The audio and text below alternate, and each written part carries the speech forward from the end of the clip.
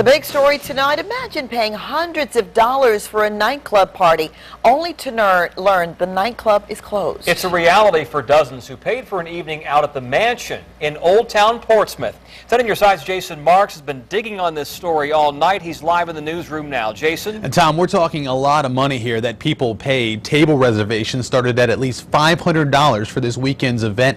Tickets alone were $40. And even up to a couple hours ago, tickets were still being sold, even though the Mansion is no longer in business.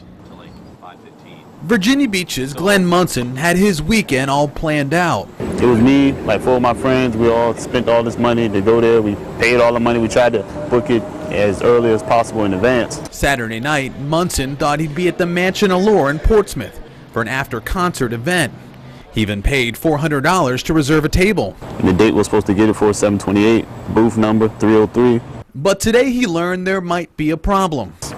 Sad situation. Tuesday, the nightclub was forced to close its doors. This is shocking to me that they're still selling tickets and still selling tables for the nightclub. Charles Greenhood owns the building. He says his tenant, nightclub owner Terry Webb, was months behind on rent, and there was no other choice but to kick him out. This has been going on for months, and while I've tried my patience and tried to see some way that they could find their way to take care of their obligations, they can't take care of their financial obligations. Meaning there's no place to hold Saturday's party. There is no event going on this weekend, not at Mansion, not in this location. 10 on your side called Webb several times but never got a response.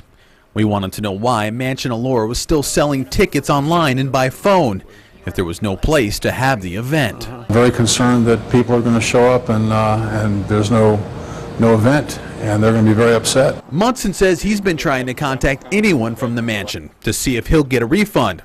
He's not sure what's going to happen to all his money. When I seen it, I was like, well, they got kicked out, and the people who's the management team for the Mansion are probably long gone now, and it'd probably be like a long hassle to get it, so I pretty much gave up on it.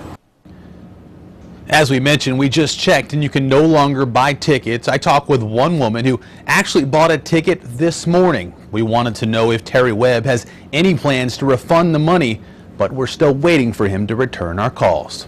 In the newsroom, Jason Marks, 10 on your side. It's been less than a year for Mansion Allure. The nightclub opened its doors just last August.